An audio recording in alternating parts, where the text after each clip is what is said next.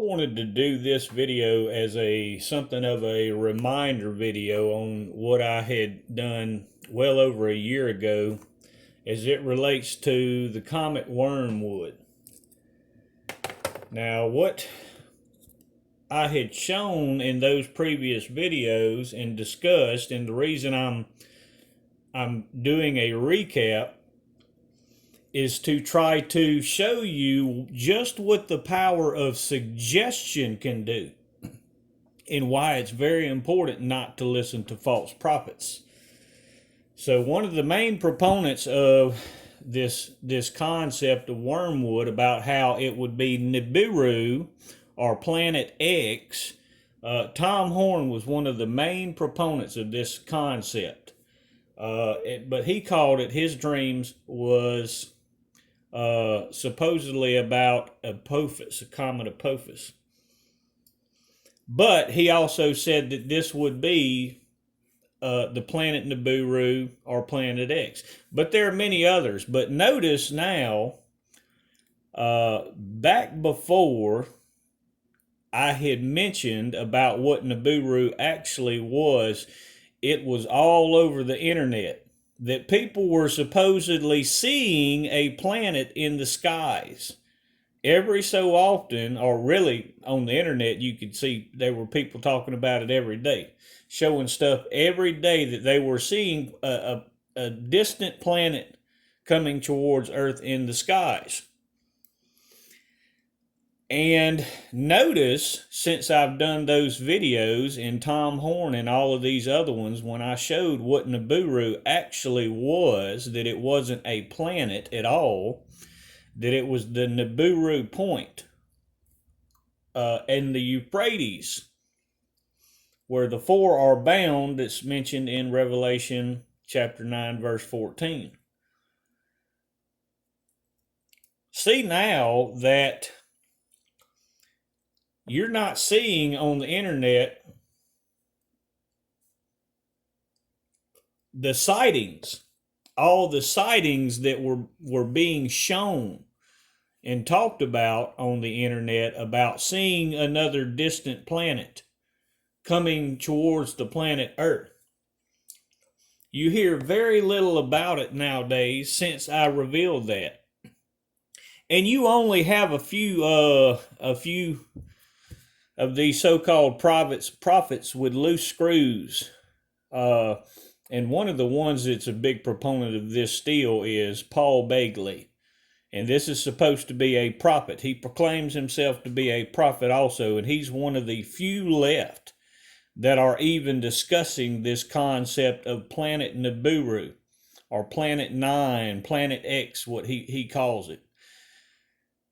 But understand how an idea, how a seed can be planted in the minds of people, and how powerful that seed is.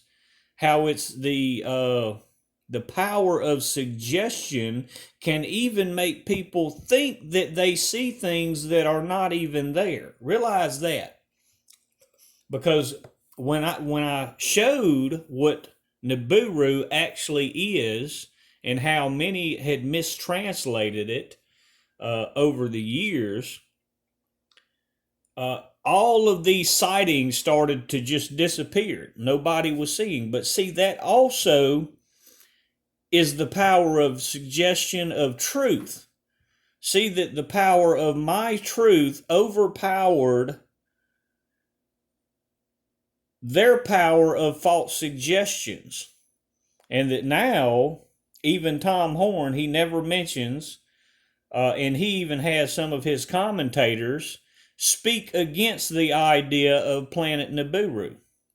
Realize that. So again, many of these ones, since I revealed what Nibiru actually was and how they had all mistranslated it, they no longer talk about it, they no longer prophesy about it, and you only have just a few, like Paul Begley. And of course, he's a fearmonger. He's a true fearmonger to Christians.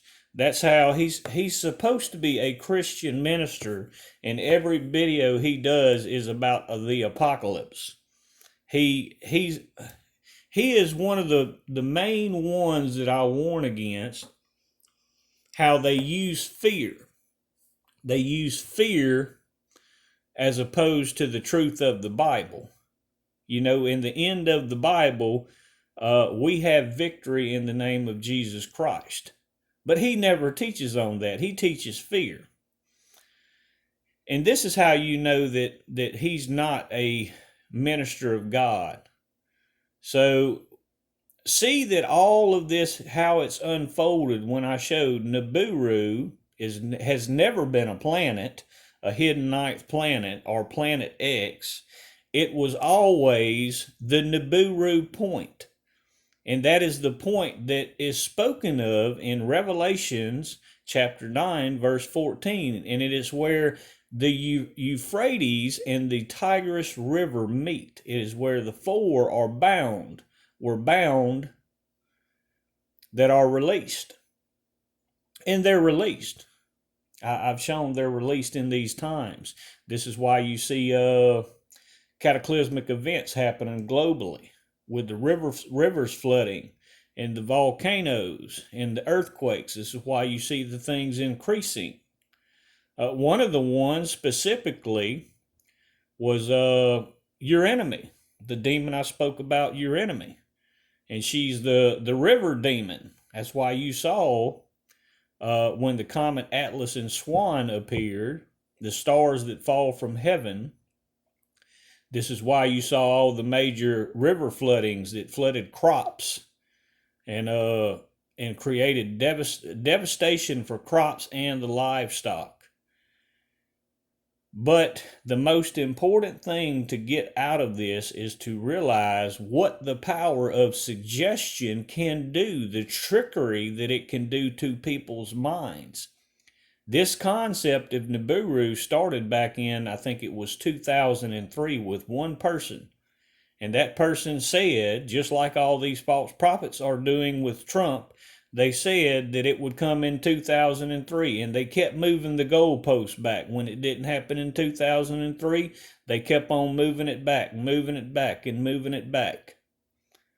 And see that it's never happened. And it began in 2003. It was supposed to come, according to this first prophet, it was supposed to come in 2003. We're in 2021. But see that idea, how strong the influences of that seed that was planted in the minds of people. That's why you cannot listen to a false prophet, because they'll plant a seed in your mind that does not coincide with the scriptures, with the Holy Bible. And that small seed that they plant can grow. See how big, how major that small seed about Nibiru grew, and how it was false from the beginning. It was never a planet. It was the Nibiru point, a transitional point. And it all came from one person that planted that seed. And see that this is what the false prophets have done. They planted seeds in the minds of their followers and in the minds of millions of people. And it's a poisonous seed. It's a very poisonous, crippling seed to the people that destroys faith. And it opposes everything that the scriptures teach. So see what the power of suggestion can do, and see that all it took was me showing the truth of what Nibiru actually means, and that you don't see. And again, it was everywhere. People were in their minds seeing these visions of a planet. And it was all over the internet. But see now, since that time, it's no longer all over the internet. When I showed what the truth of that word was, it all dissipated. And rarely do you see it anymore, except from a handful of what I would consider truly false prophets that propagate a concept of fear. So see the power of suggestion, people, and how it can be so deceptive to so many, how it can grow. and it can fester in your minds and poison your minds and create fear. So y'all be sure to stay in the Holy Bible.